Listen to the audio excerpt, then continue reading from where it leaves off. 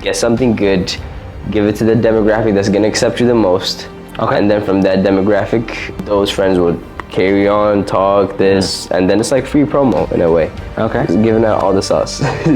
What would you say would be the experience that you had that made you, I guess, use that knowledge into any of the ventures that you have now?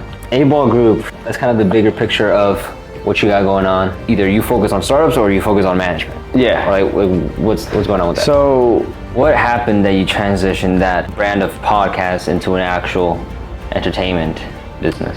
actually, that might be the biggest transition of life that I've went through. To freshman year of college? Yeah, freshman year of college. The structure is so weird You think? of college. Yeah, the way college tries to teach you business and other things are just weird because they'll start with the bigger scale. You have to work at all times. Yeah. It doesn't matter how lucrative your business is when it comes to this area. If you're trying to grow your business, you need your 9 to 5 at the same time. Like yeah, I need that. Yeah. What does A-Ball stand for?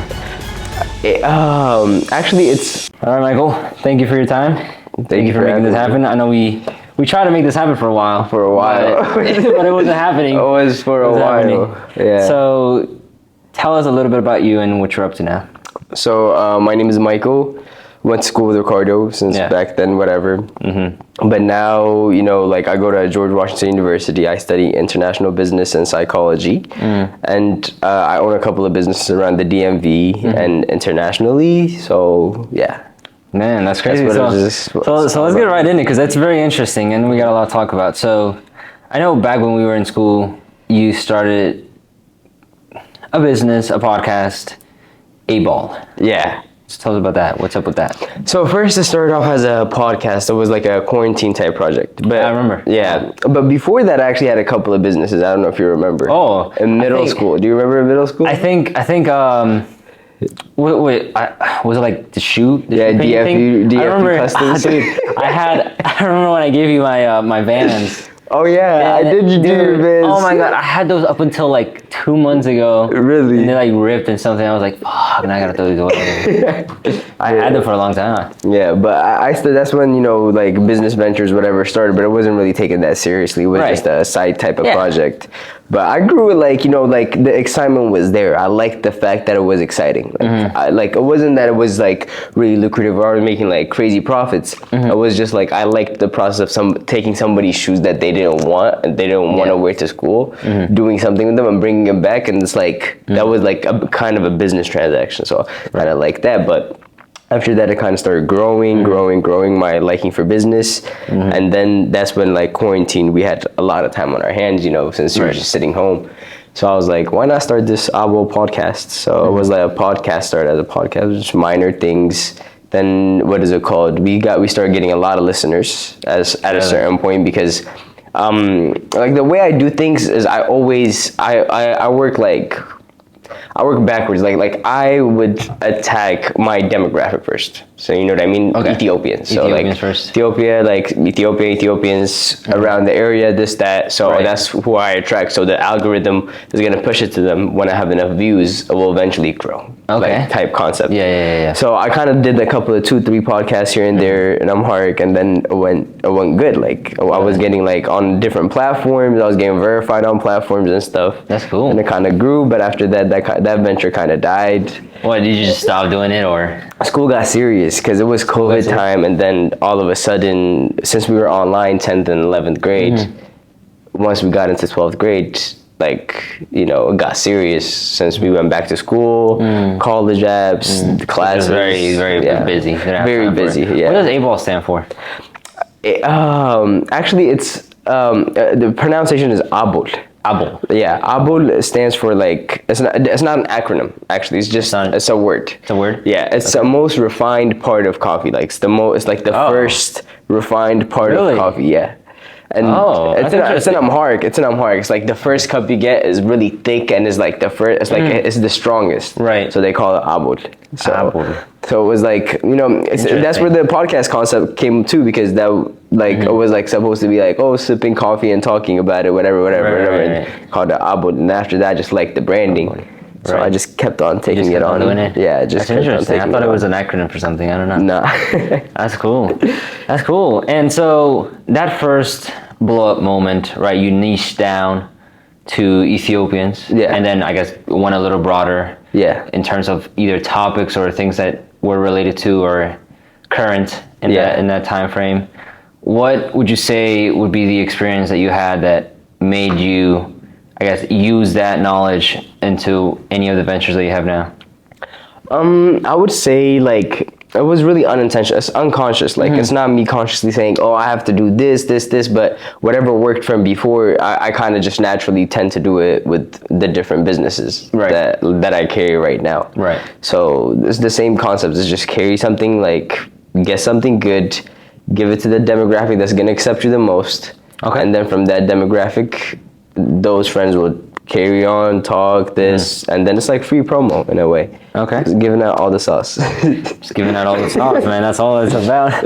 And so, I guess fast forward, get past 12th grade, you know, you get too busy, can't keep up with the podcast.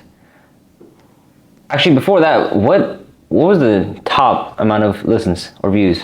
The top amount, we were, I'm not going to tell you a specific number, but we were ranked top 3% out of 2 million ranked, like 2 million globally ranked podcasts on Listen Note. 3%? Yeah, top 3%.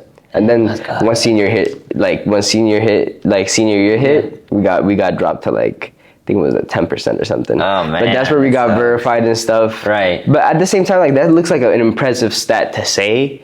But it's, when you think about it, 2 million, what's 3% of 2 million? 30,000? Yeah. 20,000? But there's a lot of podcasts out there. There's a lot of podcasts out there. So it's not like our podcast was like, oh my God, like this is the best podcast. It was just better and better production. And then I started growing, like, we just started as like audio podcast. Yes. And then slowly I added video. And then like I turned my room into like a corner studio. And then I grew it kind of slowly like that. So I had 2 seasons of 12 or 10 episodes each. Dang. Yeah. You're treating it more like a show. Yeah, it was more like a show.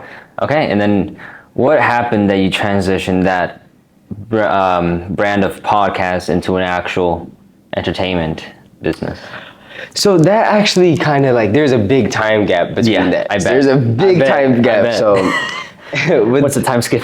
Bro, it's like really big because we left off Avod on, what is it called? End of junior year. Yeah. End of junior year, got into senior year. Senior year didn't touch it. It was like fully focused on school, all that. Like 2021, 2022? Yeah, so 2021, 2020, 2023, I didn't touch it. So freshman year, my freshman year at college, actually that might be the biggest transition of life that I've went through. To freshman year of college? Yeah, freshman year of college. From senior year to freshman year, because the expectations of college, like, we can get into that later, but the expectations of college and the realities that I found were so different for me that it motivated me to do other things, like look into other ventures. I was like, interesting. Yeah, I was like, this can't be. So that shocked me into looking into other ventures. So I went into another venture. I did a little bit of work, and then my sophomore year of college is when I brought back Actionable Entertainment, but not in the sense of podcast or anything like that, but social events, networking events, and club events. Right. Yeah, that's what I thought. That. Yeah, we'll get into that because I got a couple questions about that. I got you. I know you had some special people that you met.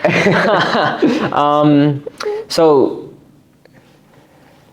freshman year, I guess, would be one of your canon events. You wake up to reality. You know, you live on campus, right? I live on campus. Yeah. On campus. From your parents' house straight to campus? Yeah, from my parents' house straight to campus. It was kind of like, because my parents ended up moving to Vegas. So now like they lived in Vegas and they lived like partially like in Ethiopia. So what is it called? Between that 2 things going on, and then me coming to college, it was just like okay. Let's make it real. Like, you know what I mean? Potentially everybody's goal out of college is to not go back to your parents' house. Right. You know what I mean? After 4 years of being out of your parents' house, you can't go back to your parents' house. Usually you don't want that. You can't do it's that. Like kind of like regressing instead of improving. Improving. So the moment I got here, like with the college mentality, I was like, okay, I'm gonna get to college. I thought college was a handout. College is not a handout. College is just college, and then it depends. You're just offered it so you can do something with it. It's not something like it doesn't guarantee anything. It doesn't guarantee anything. Right. Nothing. Not a single thing. So especially if you're paying for college, you need to make sure that you get every single thing. Like, you shouldn't be sleeping at all. Like, you know what I mean? Like, you should get every single part of that. Like, yeah, I understand. Yeah, I mean, take advantage of the opportunity, yes, right? Like, don't take it for granted. 100%. And there are opportunities. Like, I'm not saying like college is like, oh, no, there are opportunities, but there's different ways of getting those opportunities. Like, there's different, even like in your personal life, like you're gonna have to code switch. Like, going to a school like. If you're going to a school like UVA, GW, all that, like, if you're trying to get the real good connections, you will have to code switch to a certain point. You have to make yourself fit into other like groups, situations that are gonna like get you that connection. Because the personality, we went to Annandale High School. I went to Annandale High School. I came from a really diverse diverse area. So coming from a really diverse area, like, you know what I mean? You have to know how do people from the southern area, how do people from West Coast, East Coast, you know what I mean? Like, all that northern, like... Yeah, we were talking earlier, Washington's like the hub. It's the hub, so you have to deal with like a whole lot of... And then you would think a lot of people here go to school from the US. A lot of them are foreign. Really? So it makes it worse, yeah. So now you're dealing with people from Czech Republic, dealing with Europe, Africa, like... That's cool, because like not a lot of people get to even experience that. Yeah, so you have to know, like, you have to go out of your comfort zone to understand other people's culture. Right. Like, to get those connections. Like, it's not like high school where you come in, you sit down, you don't have to connect with anybody else in the class except the teacher. You talk to the teacher, you do your work, you go back, and you have the end goal. Here, it's more about who you meet in college, just more about the connections that you make in college, rather than the education, because GPA and stuff, unless you're gonna go to a graduate school, is not gonna matter. So all these informations were attacking me at one point when I came to my freshman year. I was like, okay, so I'm going to school, like, in a really great school. So like some of my suite mates, like, in my dorm were really like high like ranked people. Like, it was like the ambassador of this country's son. Right. So me coming from Annandale, you know what I mean? I'm like, ambassador? What ambassador? What are you doing? What are we talking about? You know what I mean? Like, I imagine, It's like, so it was such so I had to up my game. I was like, yeah, I have to have something under my name. Like, I have to have something that I'm going to be able to talk about. Not that something college is going to offer me. I have to be like, oh, this is something that I did. Right. So that's when I got into the venture of the other business before Actionable Entertainment. You know, I told you I had a little gap. That little gap, that's where I went into, and I was like, yeah. So what is my passion? Like, what do I want to do? And it was... that's where I landed into the import-export and international trade. So once I got that, like, I got into that. If you have questions, I want to base it off your questions instead of just... No, that's good. I mean, no, you're doing... That's great. Great transition. I mean, let's talk about it, because all of the experiences that you've had up to that point led you to, like, hey, like, I got to step up my game. I got to really prove that I'm not just here to waste my time or waste people's times. Like, people coming from, like you said, Europe... fucking all these other countries, and having such high statuses socially and even economically or business wise, like, it makes you want to step up, right? Like, it makes you feel like either I do something or I'm gonna get left behind. Yeah, 100%. Right. So in your case, that led you to starting a venture, right? In import and export. So what is it? What exactly are you doing? Okay, so, I came into GW with the international business. What is it called? Major. So when I came in as an international business major, I thought I was going to get into I'm going to be here. All of a sudden, they're going to show me how to do this. They're going to show me how to do this. It's going to be like real life type situations.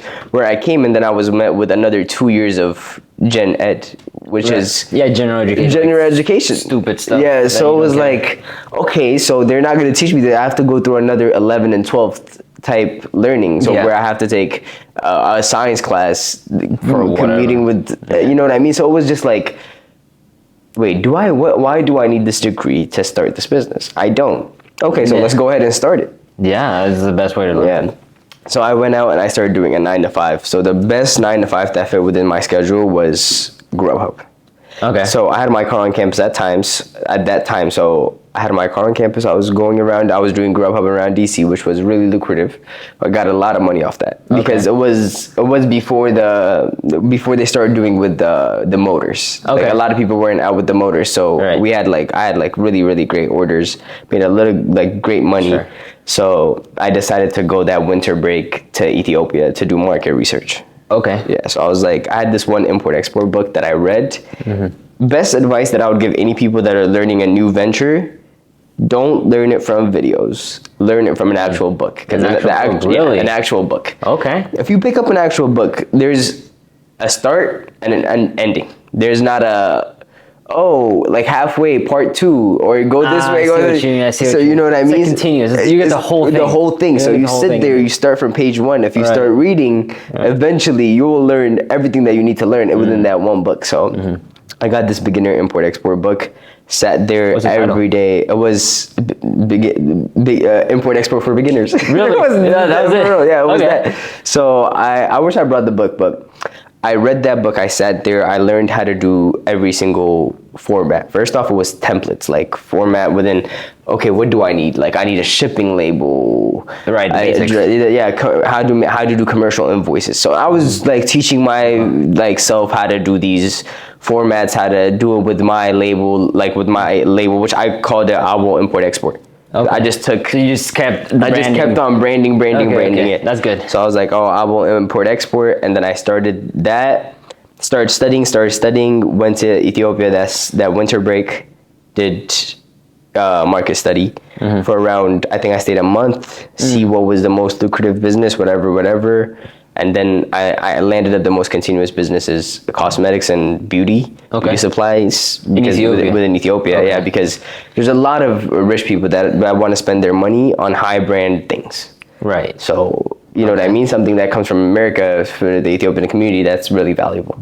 Okay. So I was like, that's something I should export, and that's something I can continuously do because people eventually will run out of that product. Right. If I buy one face wash, that face wash is going to be used for maybe 3 months at max, and then you got to go buy another one.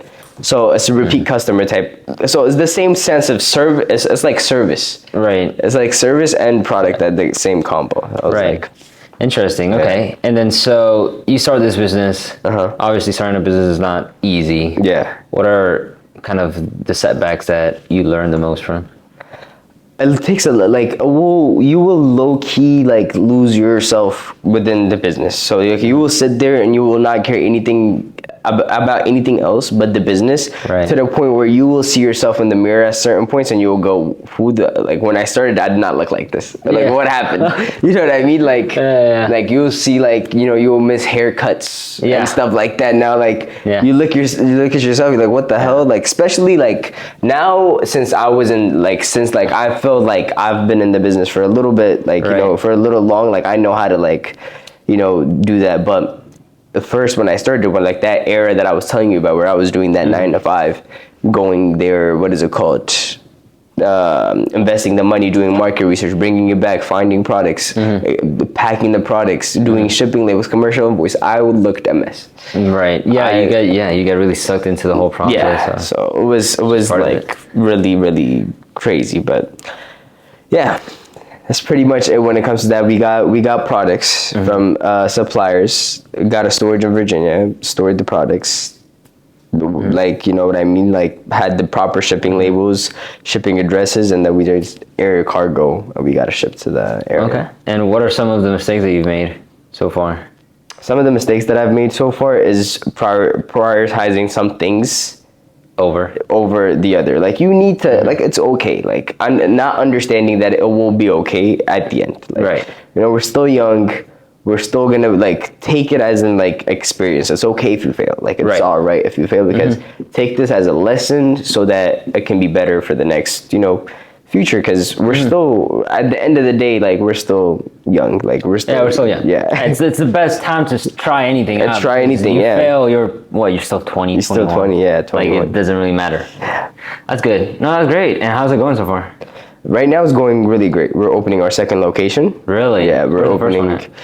First one is in I don't, you would not. It's in Ethiopia, so I don't know how to describe the location for you, but it's called Washington Circle. It's like a big mall. It's called Liban's Tower. That was the first store, but the second store is going to be on it's called African Union Street. African Union Street. Yeah, so that's going to be right in front of the big like hall, which is actually like a really really nice spot. Yeah, a lot of foot traffic. I imagine. Yeah, a lot of them. That's why I like the second one. Like my sister is helping me out. She's there right now finishing up paperwork. I need to. You know, I kind of had my fun when it came to the 2 years back in college. So now, right now, I'm kind of trying to focus in, dial in, see how everything is going, so I can be able to finish on time. That's interesting. Okay, so digging a little deeper into that. Mm-hmm.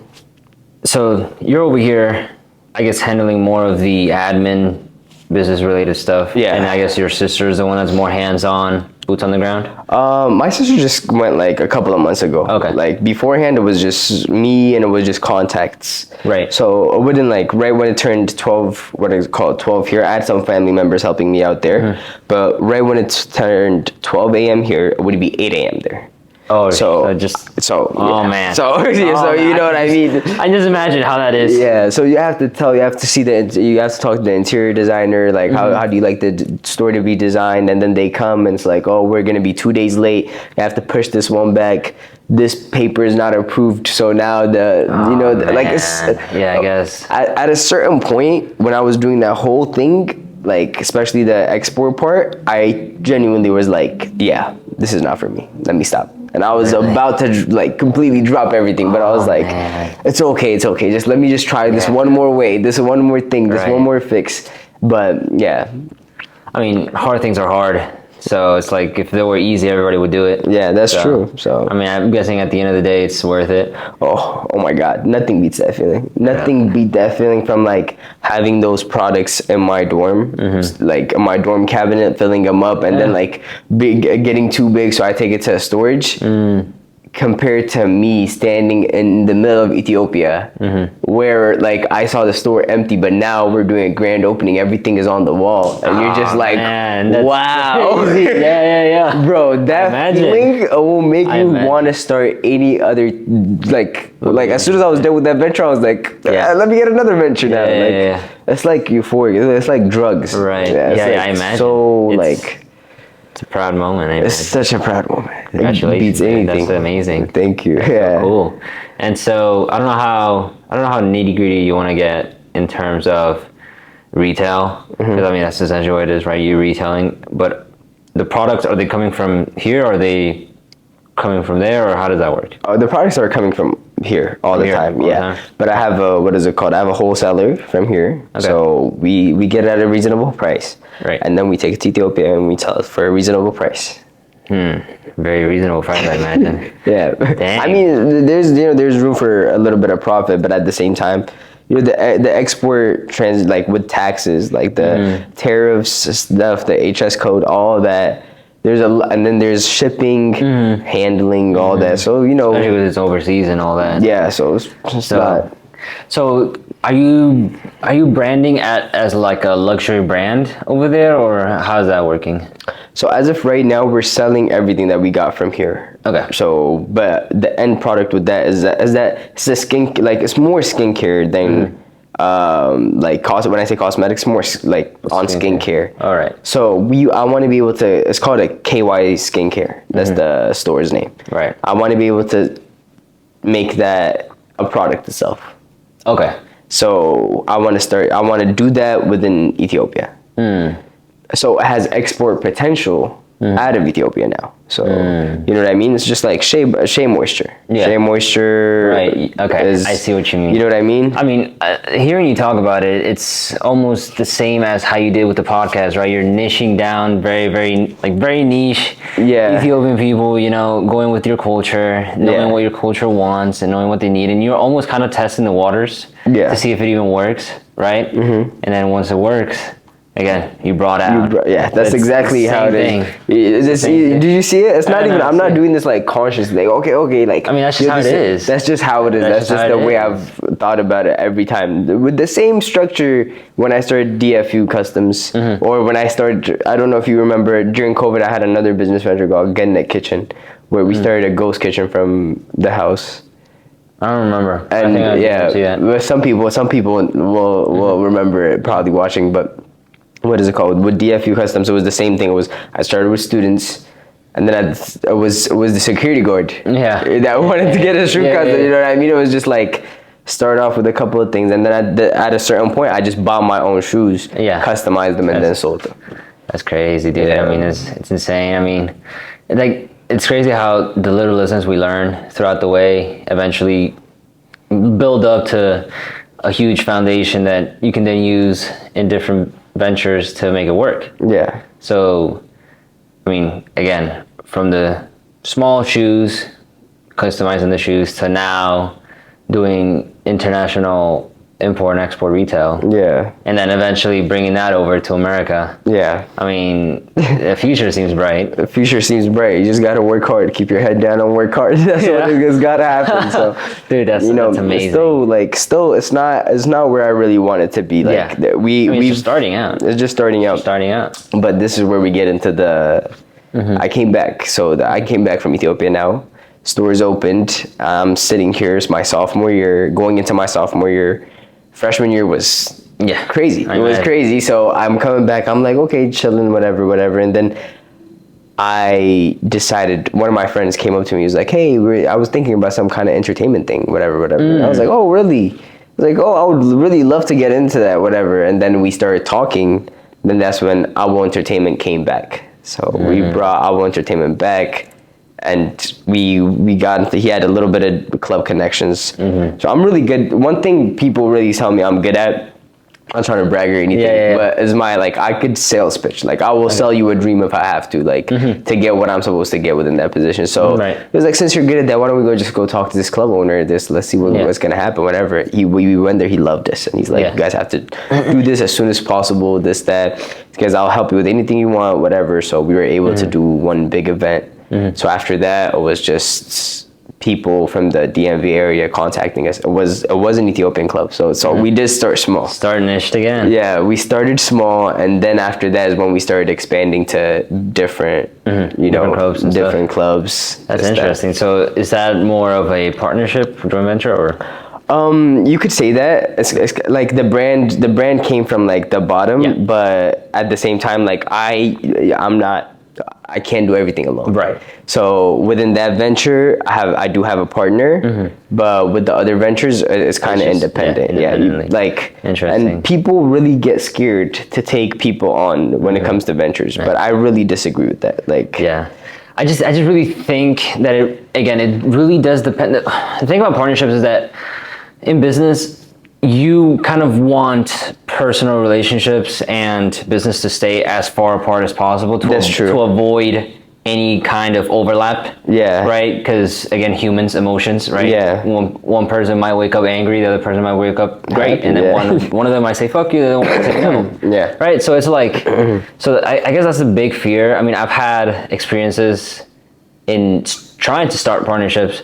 Sometimes, most of the times I actually didn't work out. I tried 3 times. And now, I think in about a year, I'm just trying it again with another person, and it seems like it's working out so far as far as the planning. But like when you think about it, it's really difficult in the sense that unless you and that person have a joint vision, and unless you guys have a strong connection just as humans overall, like, it won't work out. I mean, it's compromising. Like, one of the best abilities that you can have as a person. You're essentially marrying that person, right? Like, it's understanding. It's literally understanding. If you're able to understand a person, and if you're able to understand like what you're supposed to do in certain cases, any partnership could work. But you have to really it's like walking on a patch of needles. Like, you have to know where to step and how everything is. And I mean, just some people just don't want that, right? Like, they just want what they want, and that's it. Like, if it's outside of their benefit, they won't go for it. And I used to think exactly like that till I talked to this one guy. He owns maybe around 8 smoke shops in DC. He's big time. Most of the connections I've gotten, by the way, like, wow, let me just drop this in here, is through the club business.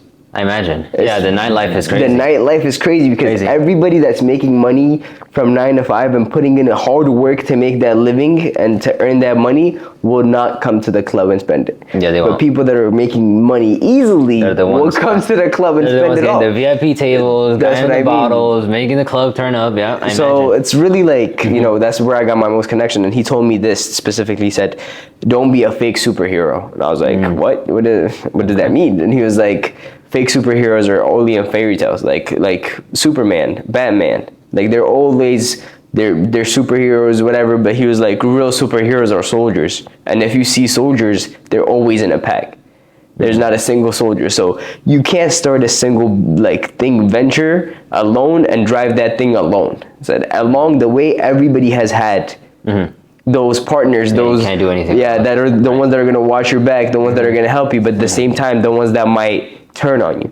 So he was like, the path of a superhero, the path of those are the real superheroes. Right. I mean, even if you take the analogy of the superheroes are not alone. Yeah. Right. Because like, for example, Batman had Alfred. Yeah. And he had Robin, and then he had this and that, and like, yeah. Superman had Wonder Woman and all this and all that. Yeah. Like the Justice League and all that stuff. Yeah. So it's like, even taking that superhero analogy, like you're never going to be alone, because if you want to do great things, you gotta have great people. You gotta have a great team. Yeah. Right? That's what it is, yeah. So in that sense, like with the Actionable Entertainment, I have a partner. And then in my next few ventures, I really do expect to have a partner, because I don't want to carry all that pressure alone. Yeah. Because I know how freshman year was. Yeah. So carrying like all that pressure alone is not good for you, your mental health, all that. You know what I mean? Like you need to be able to, like, it's really stressful. It's an incredible amount of stress. It makes like precious good diamonds, but the stress is just incredible. Dude, tell me about it. It's insane. But what do you think makes a great partner? Understanding and compromising. Those two, understanding, compromising, makes a great partner. Because if you're able to say, oh, you know, you woke up mad and I woke up happy, I need to understand that you woke up mad, therefore, you know what I mean? Let's chill out, let's calm down. Like, it's compromising. It's just like a relationship. I mean, what makes a good marriage? It's the same thing, Yeah. It's the same thing. Pretty much going into marriage, money, business, and all that. So that's crazy. That's amazing. And how's Actionable Entertainment going? That one is going good. Right now, we're kind of taking a break. We're working on a really big project. Yeah, we're working on it. We'll see how it goes. It's going to be around December, end of December. Really? Yeah, or maybe worst case scenario during spring break. It's going to be, we're working on a really like good project. Can't say much right now, but yeah. Actionable Entertainment is doing great as of right now. As of right now. As of right now. And what would you say in the entertainment? What would you say was your highest high?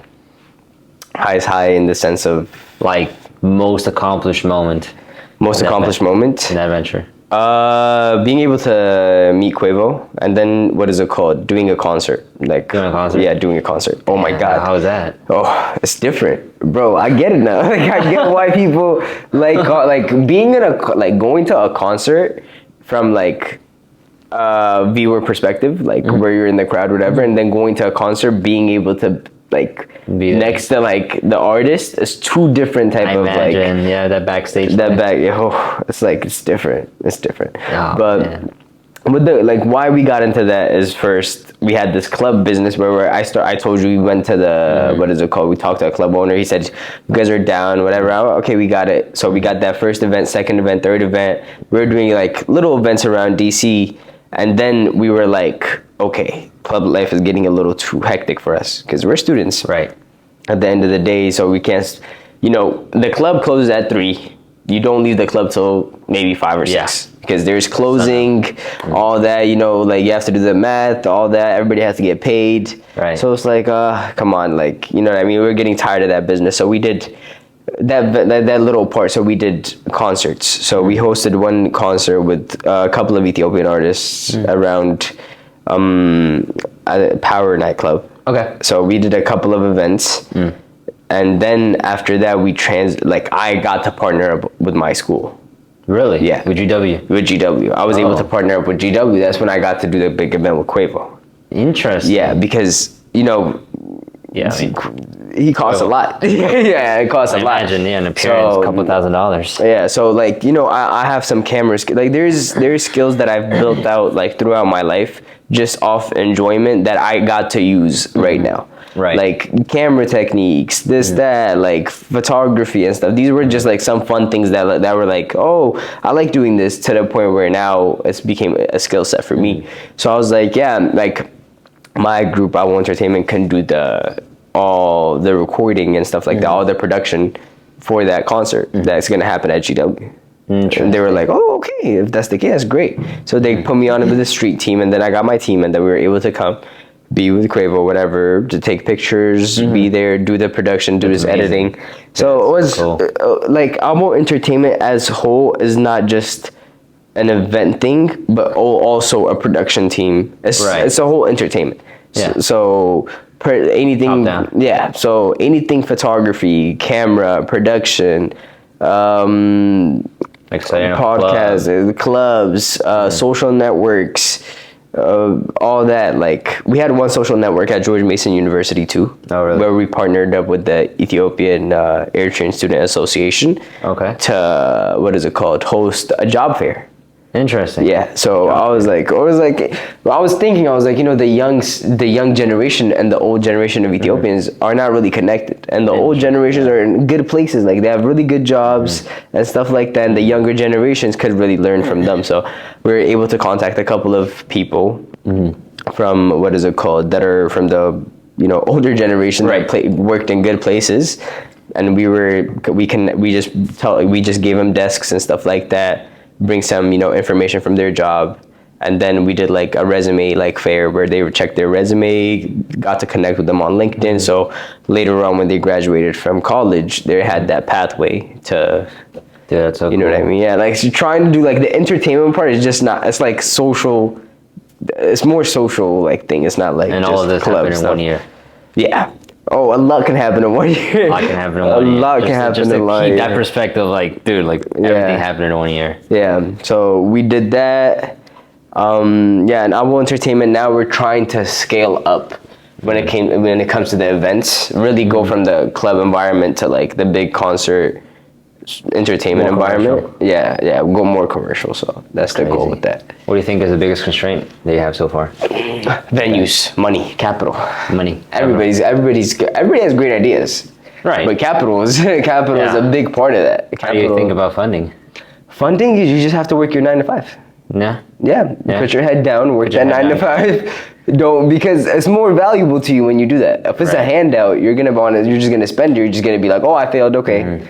But if you really work hard for your money, and you're like, oh, this thing failed, be like, why did it fail? I could have done something else with that money. So you have the ability to sit down, really take it in. Dude, that's amazing. That's so cool. But like when I say 9 to 5, like not, you know, to start it, I would say 9 to 5. But to grow it, it's a completely different path where you have to reach out to investors. So that's one thing that like the club, the entertainment life kind of helped me with, because there's a lot of people with the money that want to grow their money. So it was directly able to talk to them. It was like, oh, so what do you guys think about that? And a lot of them love it because they see the hustle. Like since you're young.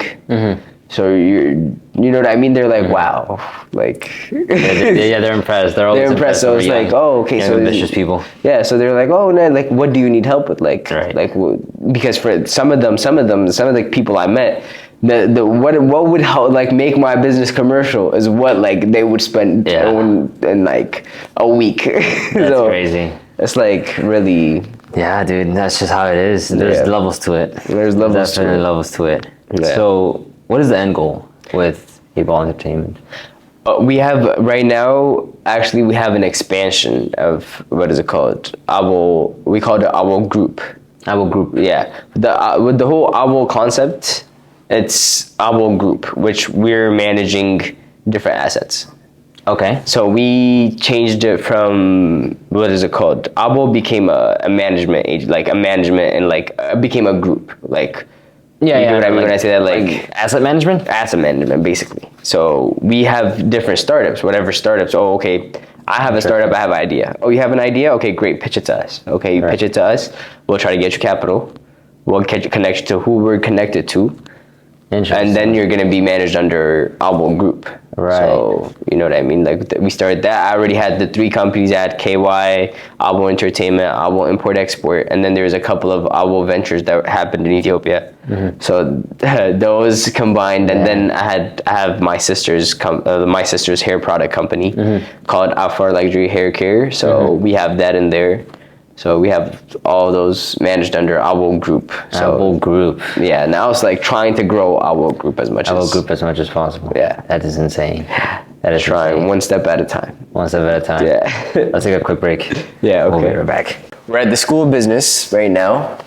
I already said a couple of things about it on the podcast, so I don't know if is this going to be before or after? I think this is going to be before. Before? Okay, so this is where we are. When I'm talking about all that, this is what I'm talking about. School of Business, George Washington, show them the silhouette. The dean's office is down there. We're on the 6th floor, the highest floor right now, but I'm going to take you out to some of the classrooms and some of the study rooms so you guys see what the concept of the class is. Okay, so this is, so these are some of the lecture halls that we have for the School of Business. It kind of shows you, you know, how it's kind of like a law type set. Like some, like with these type of auditoriums, it's low key. So you can have everybody's, you know, teachers right here, everybody's to the center, and everybody understands what's going on. So we have different logins, whatever, and then there's mics. It comes with fully set it up mics and everything like that. So, and you see around the room, there's a couple of mics. Oh yeah. So if I, that's cool. Yeah. Wait, is this on? Okay, this one is not on. but they set it up somehow, the teachers, and then everybody's able to get the same amount of interactivity. But that's insane. I'm gonna show you all the small little study groups study rooms that we have. So this will be a bigger room. This is a big room, but like whenever we have discussions or breakouts, you can come into these little rooms. Okay. So all rooms have TVs. Right. All rooms are pretty much whiteboards. There's one more style of classroom I want to show y'all. It's right here. It's kind of the same concept, but not in the law type firm. Like this is okay, so it's more standardized. This is more standardized, but yeah, so it's pretty big, and hopefully the mic works here. Yeah. So let's see if it works. Let's see. Maybe not. Yeah, I think I would have to turn on the computer and stuff and set it up, but yeah, so like sometimes we pass this around class so that like you talk. Oh, so you have to like scream. Yeah. So it'll be, and then like the teacher has this little mic like we do. It's gonna be able to put it on and then just give lectures. Then there's actually, let me show you a great view while we're here. Okay. From the back of the classroom. DC. Going to be DC and a little bit of Arlington with Deloitte and all those different firms. So it's kind of a tight window, but Ricardo, you can go ahead and get close and like, you know what I mean? Like. Yeah, that's a nice view. Yeah. So what is that? Is that Arlington? That's Arlington. Those are like the top companies. Like there's Deloitte, Microsoft. There's a couple of colleges. UVA has a campus down there, and International Trade Administration, like where I did my internship, is down there. Interesting. Yeah, it's like the hub of like different companies and stuff like that. Okay, cool. So, the George Washington School of Business. Usually, this kind of lecture room will have maybe roughly around 30 students. They really don't fill it up all the way. Really? Yeah, they'll try to like have like a minimal type setup, but okay, let's go downstairs and then we can continue the video. Let's go downstairs. So we're gonna take y'all to the other room. Yeah. Right here. This room is more like capital markets room. Yeah. It's more interactive. It's like, you know, trading, all that. So everybody has their computers. You can show them the keyboard. Like it's like designed to be like a different. Okay. See it? Like I see. It has like special keys and stuff. Yeah, special keys. So we have a lot of those, and then we have the vertical screens. The vertical screens. Then we have the daily charts down there of what stocks are doing what, this, that. You know what I mean? Yeah. And then the teacher will be able to sit here and lecture. and have an interactive time. That usually opens, so you see all students walking in and out, like around Okay, yeah, 'cause campus. this is the ground floor. Yeah, so Interesting. it's like pretty. This is very cool. I like it. Yeah. Yeah. It's supposed to mirror the U.S., the New York Stock Exchange. Yeah, basically. That's very cool. But we can go out this door. Yeah.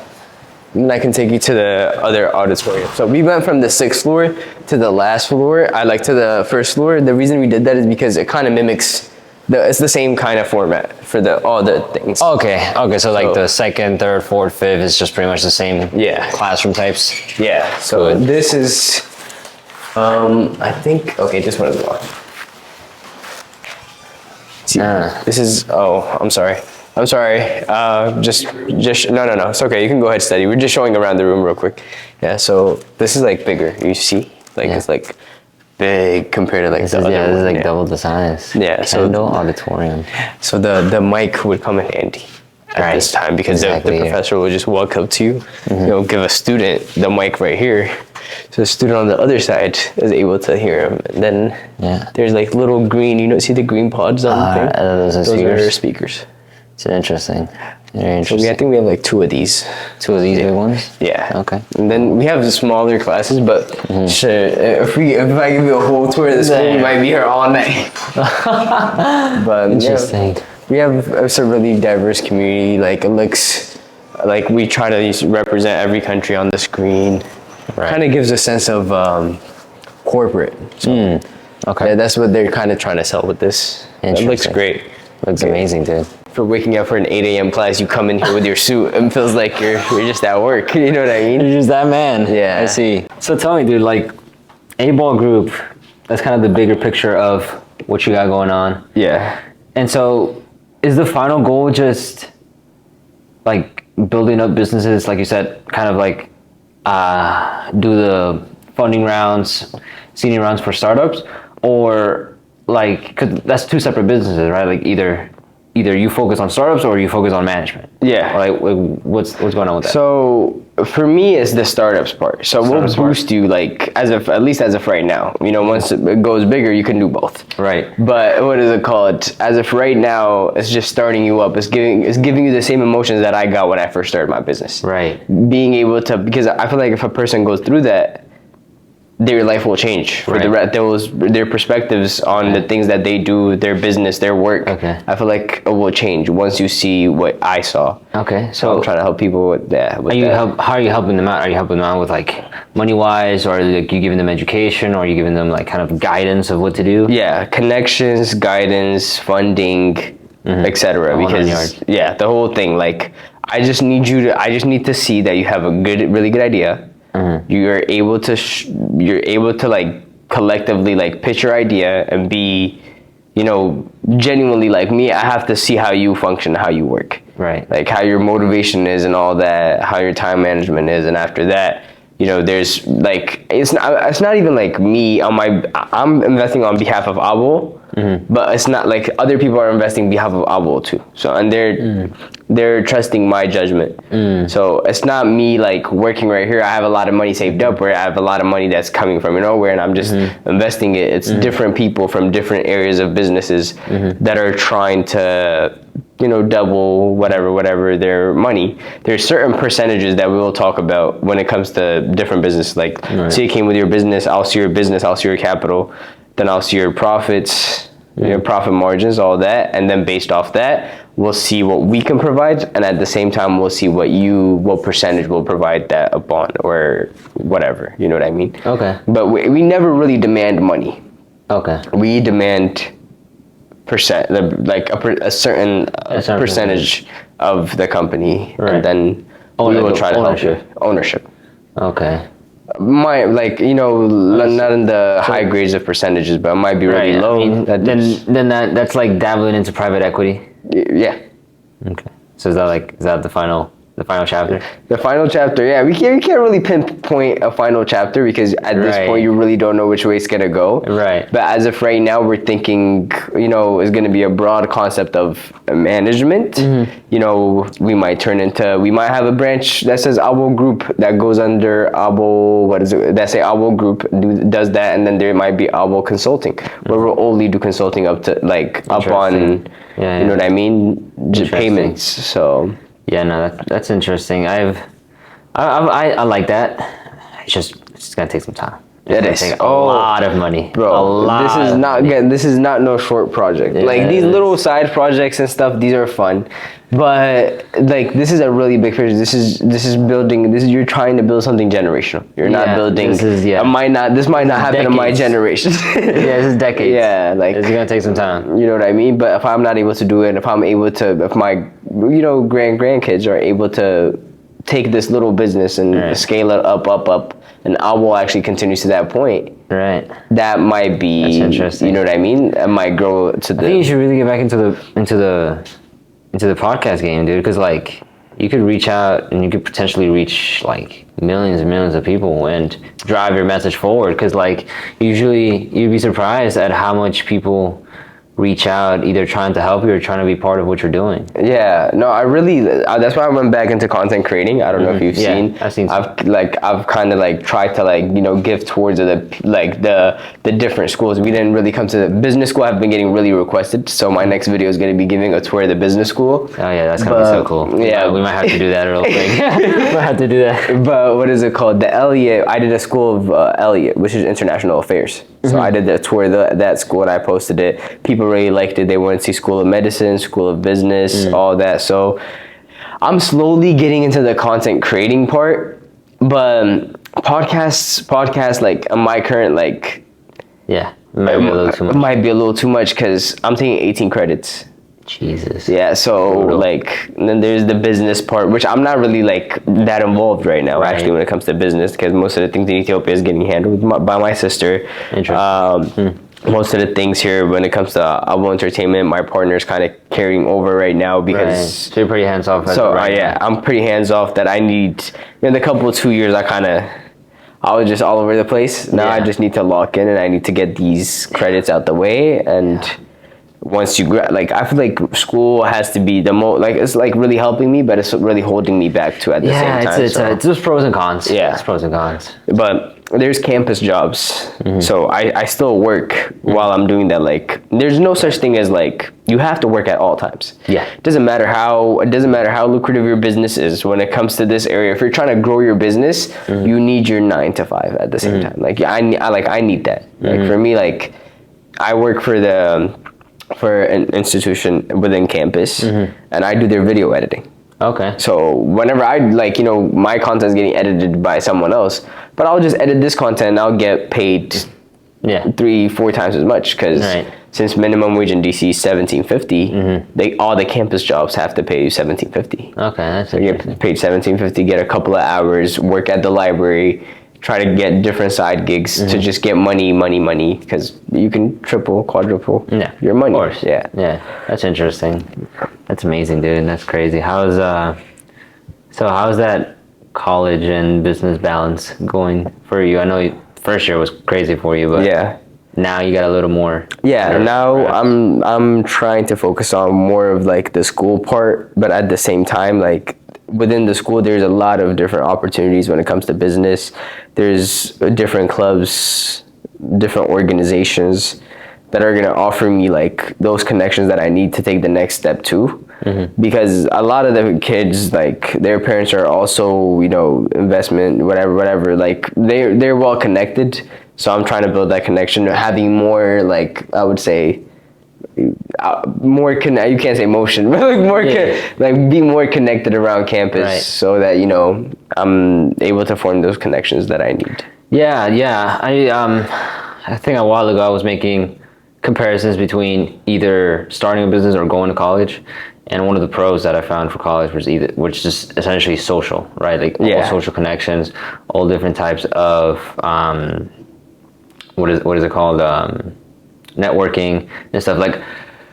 The actual classes themselves might be pretty redundant and boring and useless. Yeah. But if your goal in life is to make the connections, find your future spouse, find your future business partner, Yeah. things like that, I think that's a good reason to go to college. But apart from that, I mean, Apart from that, I mean, everything that you might want to learn. I mean, even you proved it yourself. Yeah. Like, you thought that you needed to come here and take a class in import export, but what did you end up doing? You read a book, took you maybe a couple days or so, and then I feel like it's the structure. The structure is so weird of college. Yeah, the way college tries to teach you business and other things are just weird because they'll start with the bigger scale. Okay. So let's take my accounting class for an example. Sure. Like my accounting class will try to teach you accounting based off of the balance sheet of Starbucks. That's a really big company. I mean, how are you gonna? You know what I mean? They will teach you how to do that, so you have the ability to work for these big companies. Because at the end of the day, for a student that's attending a university, it's the job that they need. Like it's the job that they want. So they'll give you a good structure so that like you're able to work for these companies. But they won't really give you like, okay, so let's say that you had $2,000 today. Literally $2,000, and let's see what you can do with like this. A real world scenario. A real world scenario. Everything is employment. Honestly, if I were to make a business class, I think one of the final projects would be to start your own business. Yeah. And like literally your final grade will be whether you actually make it or not. Like I think that's what it should be. And honestly, like the thing about me is that I'm pretty sure some are okay, but most of the teachers that are teaching these things don't have the experience necessary to say like, hey, like I know this works, or I know this is the way that I'm saying because I did this. No, like, it's an employment chain. It's never like, oh, I started this business, I did this. It's all an employment chain. So they will teach you like, oh, it will be great if you want to go out and work somewhere. Like college will teach you great like skills. Like they will teach you that you have to get up in the morning, go to your class, you have to stay in class, pay attention, take your notes, do the balance sheet for these big companies, and at the end you will get an offer for this. You'll be able to work for this big company for maybe $80,000 to $100,000 a year. That's, you know what I mean? That's good. Give or take. Like that's okay. But what is it called?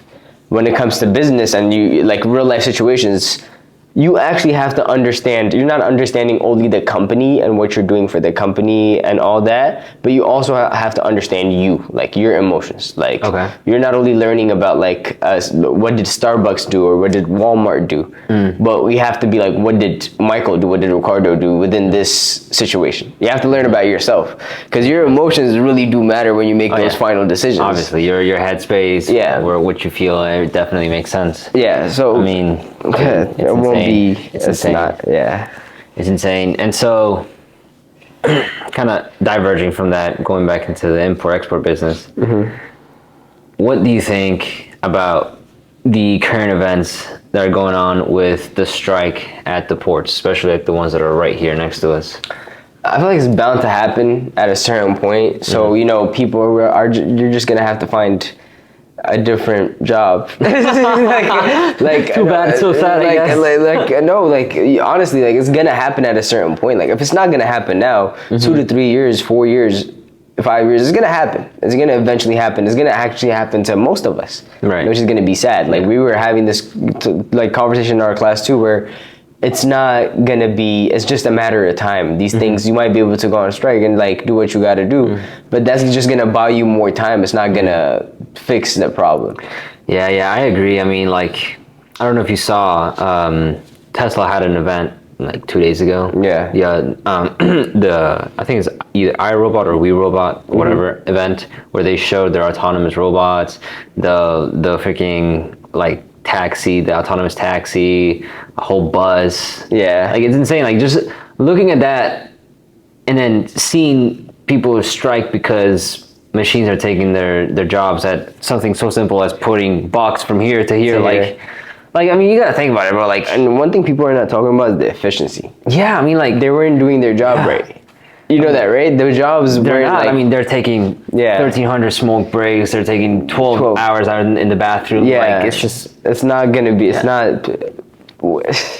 It's just not. Like, as a business owner, I'm sorry, but business is a harsh thing. It's not a nice people thing. Like, It's not. Yeah, business is a harsh thing. You have to be harsh at times. So like, I think there's other ports that are doing great, amazing. Like China's port. Like, we're listed. Actually, there's a listing. We're listed. I think we're not even top 50. Really? Like, ports. Damn. Like, it's bad. Like, it's bad. Like, the job is not getting done like correctly at all.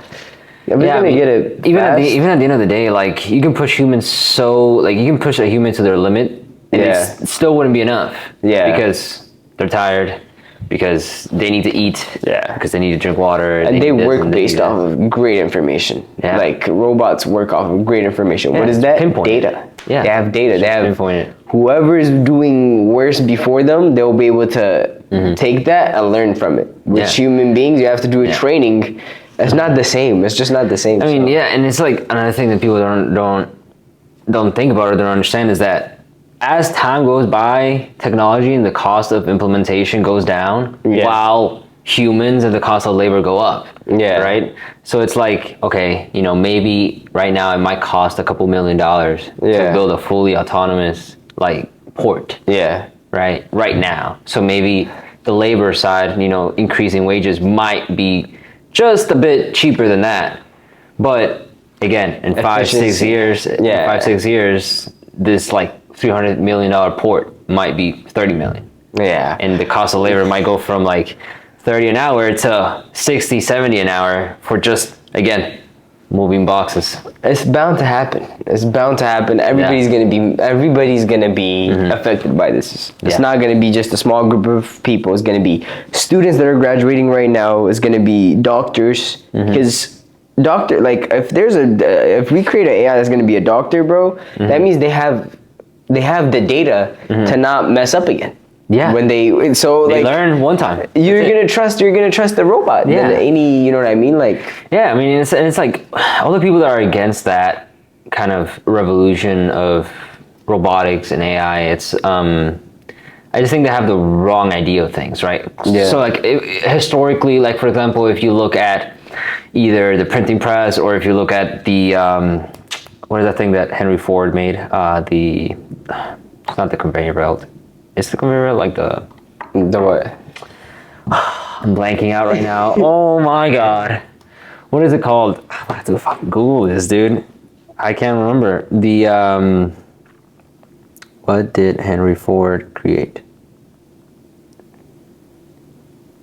Well, obviously he created the Model T. The assembly line. The assembly line. Oh, assembly okay, line. okay. I'm like, dude. Oh, you're talking about the assembly line. Before the assembly line, it was just, you would have the engine, have one person or have a team do the engine, and then they had to carry that over to the other side, put the tires on this and this and that. Yeah. With the assembly line, yes, you took out half of the people. Yeah. And then the other half stayed on and then made it more efficient. But that other half of the people were trained to manage those people, right? Yeah. So it's like, it's the same thing as right now, right? Like, for example, with cashiers and like the self-checkouts. Yeah. Right? Instead of having 12 cashiers, now you have 3 cashiers, but guess what? Now you have maybe one person servicing the machines. You have another person looking at all the data, making sure it's all good. You have the other person that's checking the receipts. Like, it's all just adaptation and scaling people's skills. Yeah. Right? So instead of worrying so much that, oh my gosh, I might get fired because a robot can move a box better than me, I think people should look at it like, okay, I'm gonna improve my skills and learn how can I service this robot for when it like goes out, or whether there's something that's broken. How can I diagnose it? How can I repair it?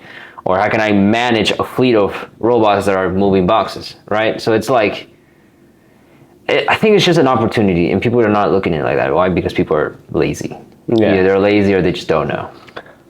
So, I mean, they want to get paid in a sense of somehow. I understand, but it's not a fair world we live in. It's not. So yeah, it's not a free world. So you're just gonna have to deal with the consequences of what happens in this world. Like, it's sad, but that's what's gotta happen.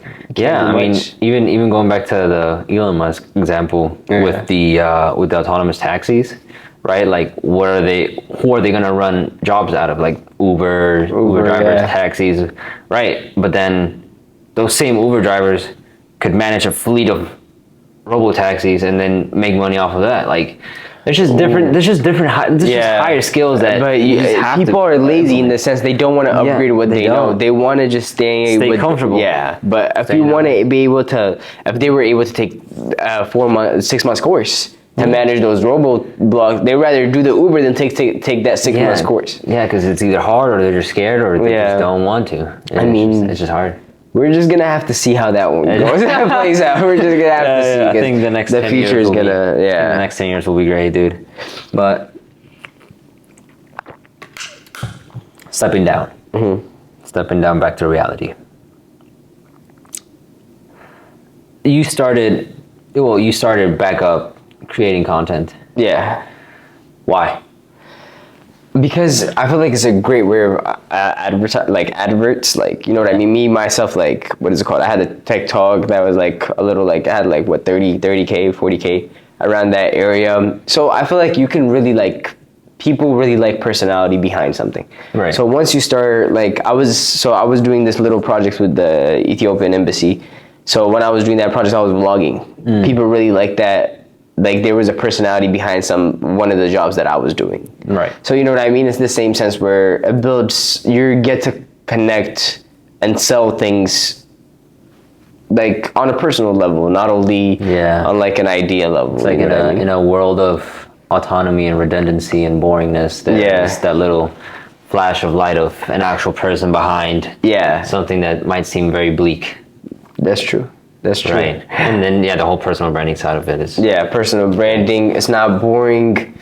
You get to connect. You get to people like to reach out. You sell your personality. At the same time, like, that's a skill set too. Like, doing content is a really crazy skill set because that's not an easy job. It's not, dude. It's not an easy before job. Getting into it, I thought, like, dude, like, you just turn a camera on and that's it. Like, fucking talk. Like, no. It's so hard. It's actually really hard. Like, you have to be able to know how to talk. It's a pretty big investment. Yeah. It's an it is an investment. Oh my god. The cameras, dude. Yeah, cameras, mics, lenses. It goes, and the little gadgets, tripods here, there, lights. And that's just the start, and then you got the people. Yeah, editing. And then, like, there's some people that are not media trained. Like, have you ran into that where, like, you try to interview them or this, that? Yeah, and it works out. Sometimes it works. I mean, you can tell who's being behind the camera or not. Yeah. Like, you've been behind the camera, so it's easier for you. Yeah. But, like, some people that I've interviewed, it takes a bit. It takes a bit to crack. And like comfortable. They get, like, very conscious. Very camera shot. Like, oh, am I standing up straight? Am I, like, articulating my words correctly? Yeah. Am I breathing too hard? Do I have enough water?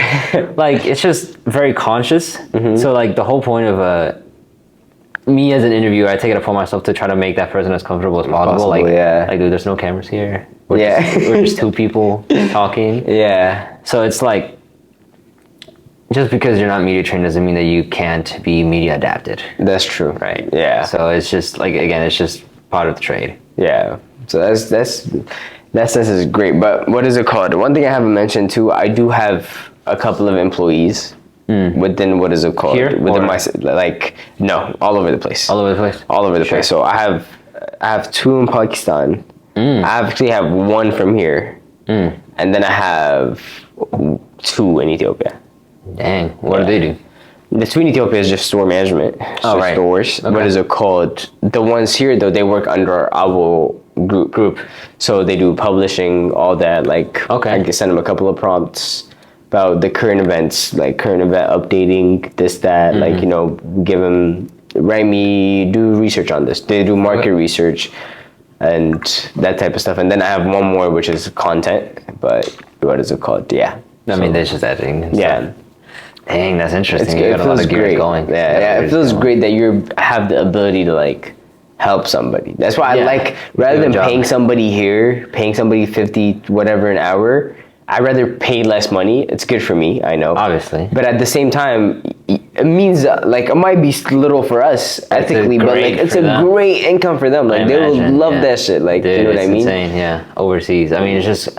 Well, I think when you're hiring overseas, it's just really just quality control. Like, you have to be on top all the time to make sure that, like, I'm paying you $20, but, like, dude, like, do the job, right? Like, it's not just free. It's just not free. Yeah, that's true. Now you're gonna have to give me that contact, man. I got you. I'll do that. I'll do that for sure. Oh, dude, it's amazing. So like, so we talked about kind of how everything started, how everything's going so far. Yeah. A little bit into the future, but overall, like, where do you see yourself in 5 to 10 years? 5 to God knows. What is it called? I don't know. I'm just going along the What is ride. it called?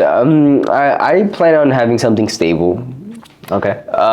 Definitely. You said 10 years. Yeah, 5 to 10 years. 5 to 10 years. 5 years, definitely getting married. Really? Yeah. 10 years, definitely have kids. Wow. Yeah. I mean, that actually, that's reasonable. Yeah. Yeah, that's reasonable. I also want kids. Yeah. Before 30. Before 30. Yeah. Before 30, definitely. That's Must. reasonable. That's so crazy. It's really motivational to have A family. And I've seen everybody in the business. Let me tell you something. Everybody in the business world that I've seen that have kids and a family are more successful. You think so? Yeah. Why so? Like, okay, even in the club industry or club owners. I've seen club owners that have 2 baby mamas and this, that, or they're just like single and they have the ability to spend anywhere. Right. Compared to the guy that has to be able to go home with his kid, to his kids and wife. Right. They treat life in 2 different ways. Right, because one has Responsibilities. So Yeah. I want to have responsibilities, and at the same time, I want to be able to form a connection with somebody that I love, Yeah. and grow that connection to the point where I can pass it down to my kids. And I feel like, money is money at the end of the day. Yeah. Comes and goes. It comes and goes. Money comes and goes. You might have money tonight, not have money tomorrow morning. Yeah. It's actually such a crazy thing. So never depend on the money, but the knowledge that you actually possess and the skill set that you possess. That's one of my things. And having having a wife, kids will motivate you to use those skill sets and those knowledge to create income and money. I do plan on working, for corporate, hopefully. Really? Yeah, maybe not more than 2 years, a year, because I want to see how that is. I want to see how that is. Like, I don't want to jump into the business world thinking because that has happened to me before, where I was thinking something else and then it was completely something else. Yeah. So you have to see how it is for yourself, not based off of how people say it. Right. You know what I mean? Like, if you get a great like corporate job that's paying, if I were be able to graduate, I mean, I'm 21 right now, graduate by 22. So if I graduate by 22 and I was able to work a corporate job for the first 2 years after graduating, was 22, 23, 24. By 24, if I work a corporate job, after that, I can just go into my ventures. You know what I mean? Yeah. But I don't want to miss out on anything that I haven't done. I don't want to be like, oh, I've never done that corporate life. I want to see the corporate life. I want to see how that is. Right. Yeah. Interesting. That's an interesting thing. That's the first one. Yeah. I sadly do not connect with you on that. Yeah. I mean, it's just an experience thing. Like, I want to experience as much as possible. Travel. Yeah, I understand that. Yeah, I understand that. I mean, even going back to the family, dude, like at the end of the day, we're not remembered by how much money we're gonna make. Yeah. Or companies that we build or things like that. We're remembered by how we impact people. Yeah. And the legacy we leave behind, and the legacy we leave behind is family. Yeah, that's true. So it's like everything that we do, even though it's money motivated, the whole overall goal is to, again, like, just leave something behind and just be able to focus on things that matter and not focus on, do we have enough? So that's amazing, dude. That's true. That's cool. Do you have any question for me? Any questions? Not as of right now. Maybe on my episode. Maybe on my episode, I'll bring you on. Oh, man. When is this happening? We'll see. We'll see. I'll predict it. I'll bring you down. I'll interview about some of the adventures that you had. So. Oh, yeah. That'll be interesting. Well, I think that's all for right now, dude. That's great. That's great. Maybe I think we'll take a little tour and then. I got you for sure. Let's go. I'll show you around. Show you the engineering school if you want. School, business, all that, everything. All right, let's do it, dude. Let's do it. Thank you. Yeah, of course.